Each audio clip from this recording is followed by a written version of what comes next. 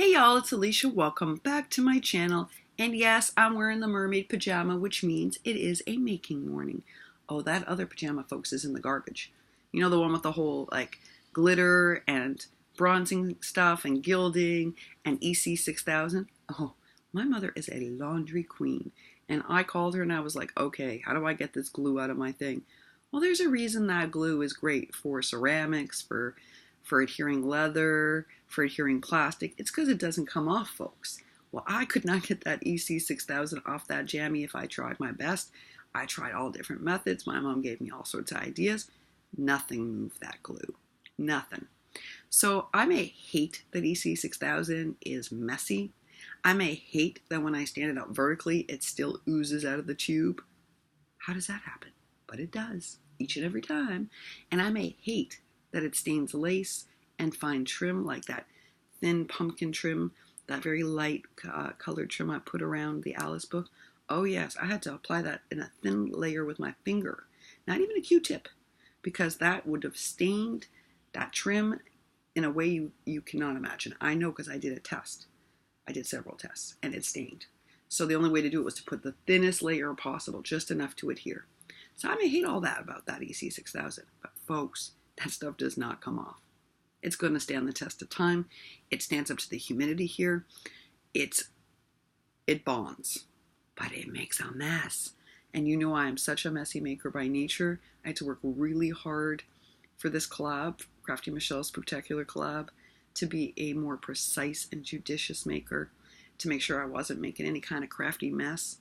I worked really hard. I prototyped. I made sure when I was making, I was thoughtful and focused.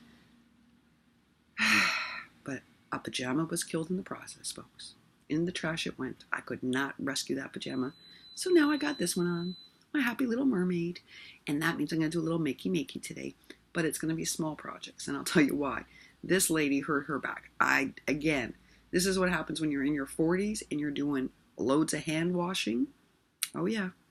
And loads of carrying groceries up 4 flights of stairs. That's what happens. You throw your back out. Now, it's nowhere near Sabrina's back damage or Kayla's back damage at all. I just hurt my back a little. So if I rest it today and I don't do a lot of bending and I don't do a lot of reaching, it'll heal.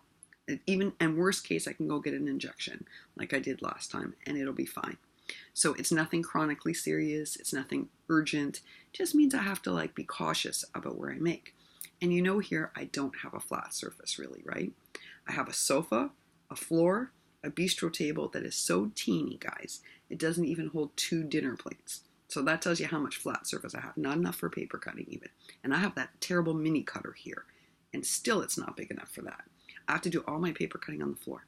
Because you need a flat surface for paper cutting. Just like you need a flat surface for laying down.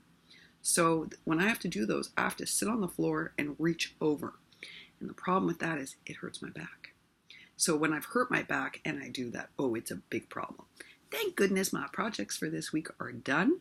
And all I have to do is do the video. And you know, I gotta tell you, the projects for this week's spectacular Halloween, even this messy maker with 0 flat surface in her house, with limited supplies, managed to do it in an hour for the short project. That really surprised me.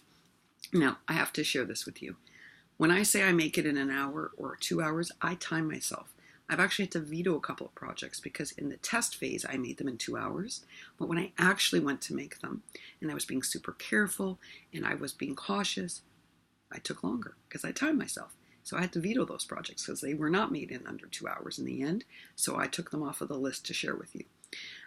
But this week's project, I really made in an hour, which really surprised me. Like when I checked the timer, I was like, really? I made that in an hour? And I did.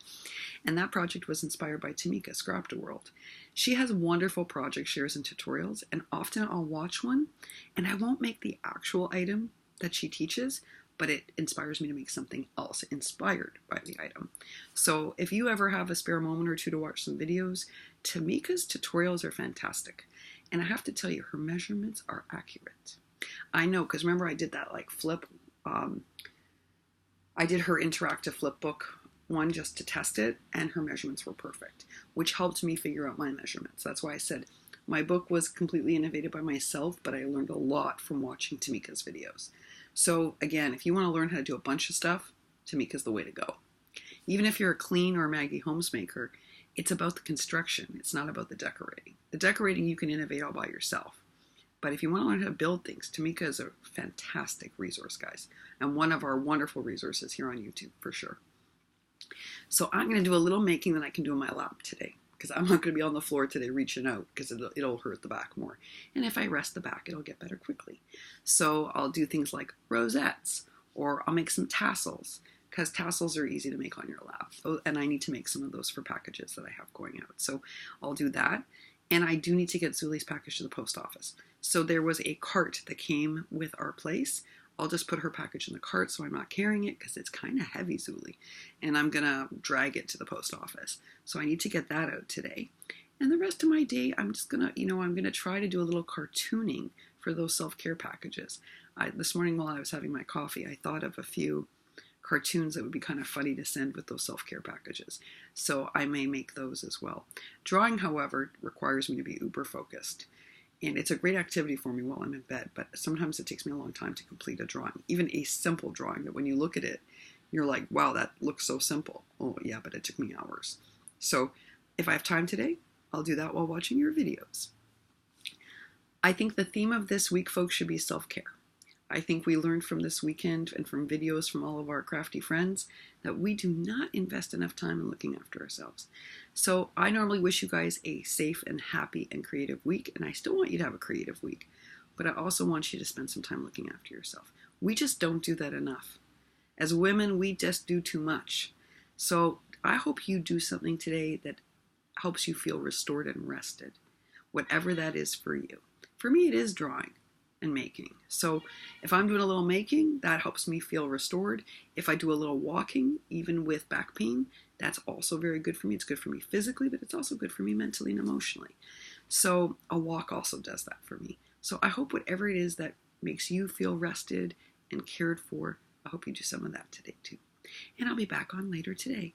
Until then, bye for now, and happy Monday, y'all. Happy Monday.